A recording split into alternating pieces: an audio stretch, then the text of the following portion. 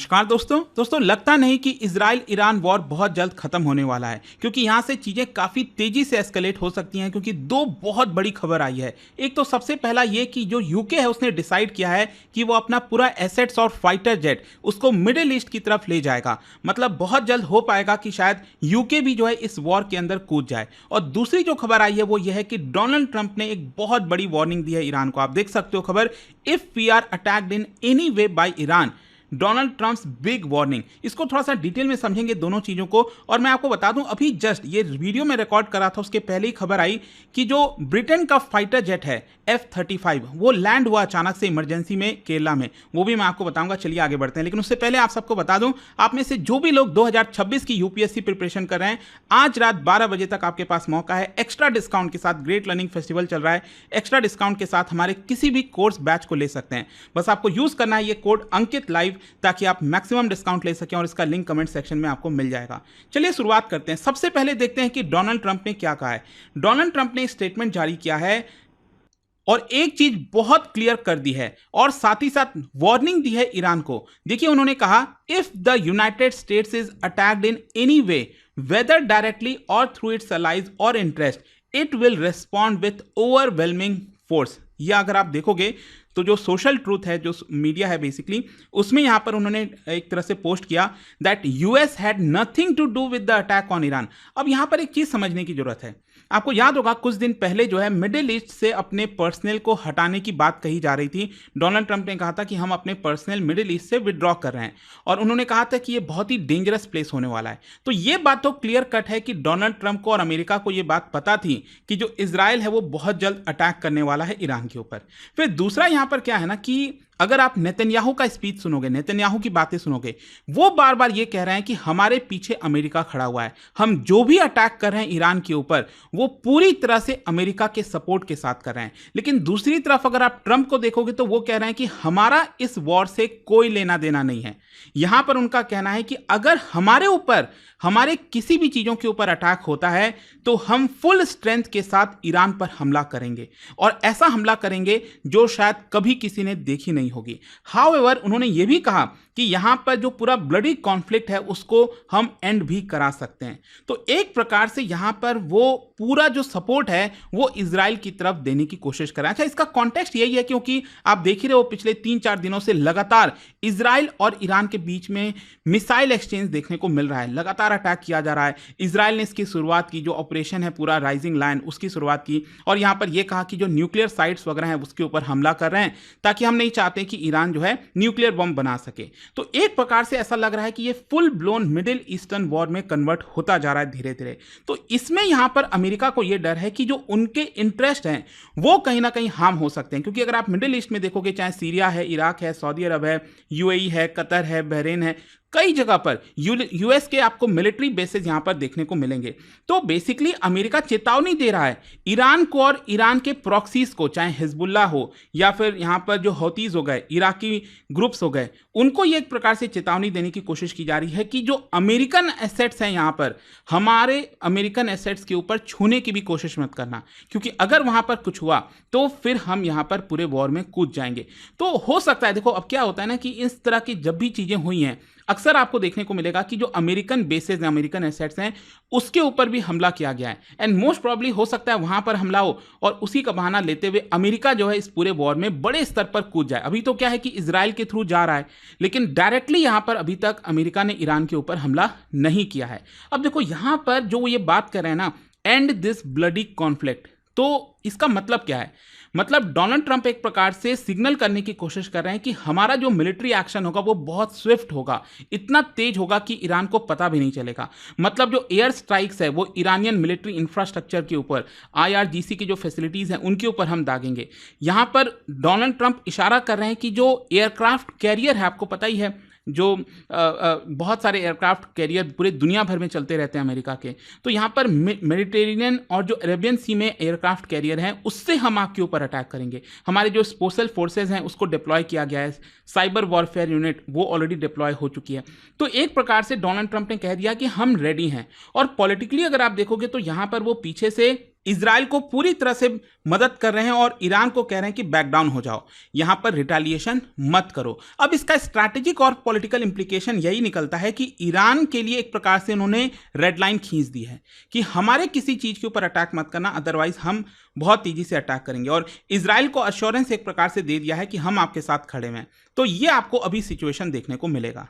लेकिन दूसरी तरफ यहां पर जो एक और बड़ा डेवलपमेंट हुआ वो ये था कि जो यूके के प्राइम मिनिस्टर हैं कीर स्टारमर, उन्होंने यहां पर अनाउंस कर दिया कि हमारे जो एसेट्स हैं उसको मिडिल ईस्ट की तरफ ले जाया जा रहा है। यहां पर आप देख सकते हो यूके ने यह कहा है कि उसके जो जेट्स हैं, आपको पता है यूके का रॉयल एयरफोर्स उसको कहते हैं, तो उन्होंने अपने जो टाइफून फाइटर जेट्स हैं, वॉयजर जो एरियल रिफ्यूलिंग एयरक्राफ्ट होता है या फिर वार्निंग प्लेन्स होते हैं, उन सबको मिडिल ईस्टर्न जो बेसेस हैं वहां पर शिफ्ट किया जा रहा है।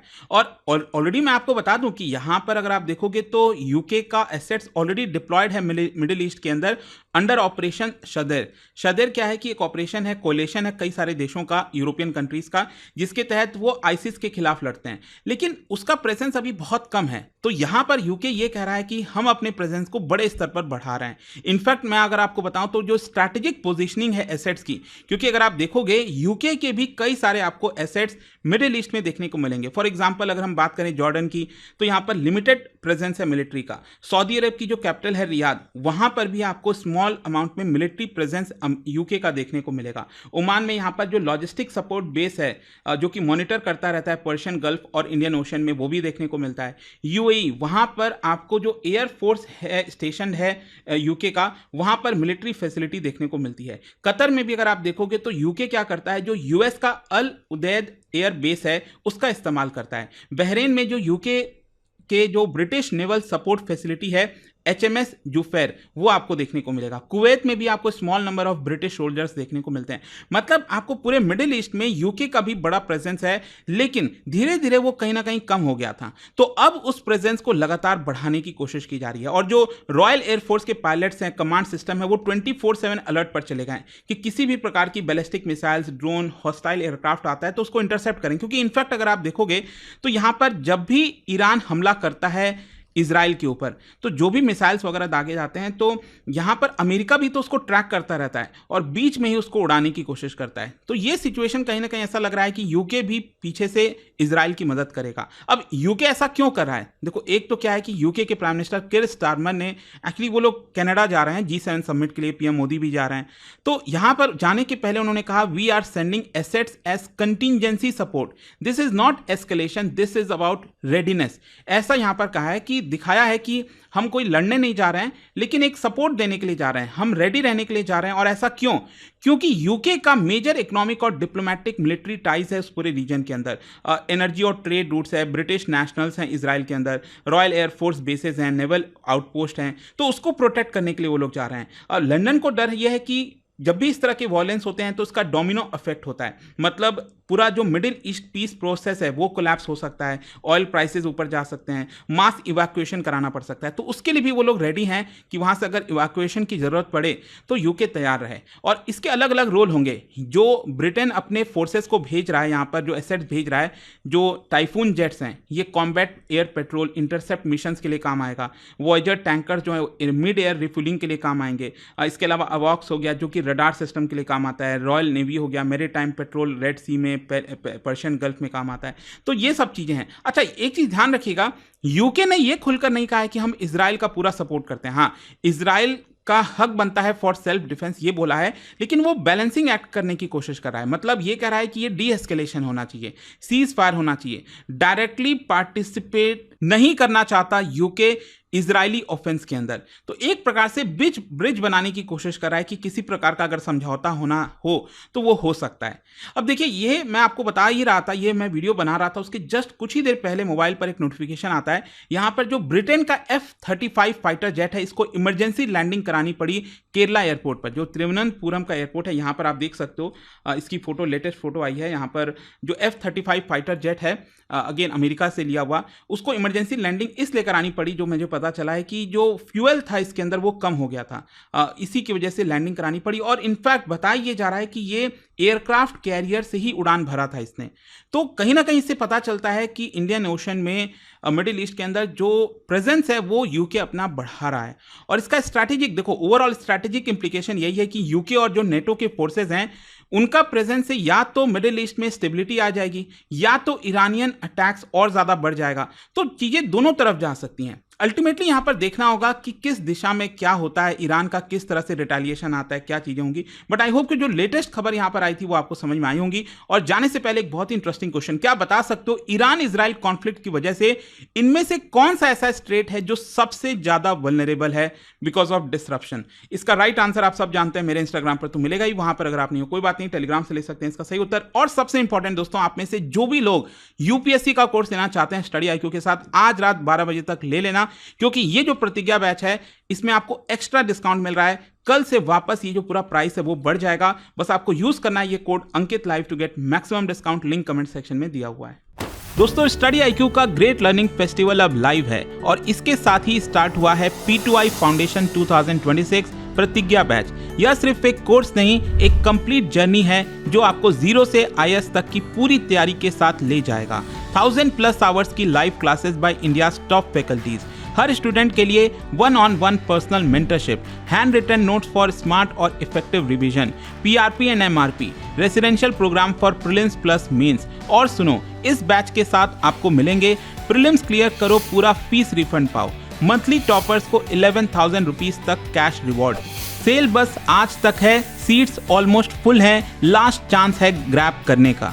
अभी स्टडी आईक्यू ऐप या वेबसाइट पर जाओ, सर्च करो P2I फाउंडेशन 2026 प्रतिज्ञा बैच, क्लिक करो बाय नाउ और यूज करो code Ankit live ANKITLIVE for the lowest price. Batch start हो चुका है, एडमिशन क्लोजिंग 15 को है। यह सिर्फ एक बैच नहीं, यह है IAS बनने की प्रतिज्ञा। Let's begin your UPSC journey together. Every single book which have toppers suggested, but nothing worked for me. I was like कि नहीं होगा, छोड़ देते हैं, नहीं हो रहा है तो क्या फ़ायदा इनको दोबारा पढ़ने से। I would like to thank Study IQ. I got connected to Study IQ. Study IQ ने मेरा मेंस तक मैंने साथ दिया, उसके बाद भी उन्होंने मेरा साथ नहीं छोड़ा। And I have taken this mock at Study IQ. And I would recommend Study IQ. Yes, I will recommend, definitely recommend Study IQ.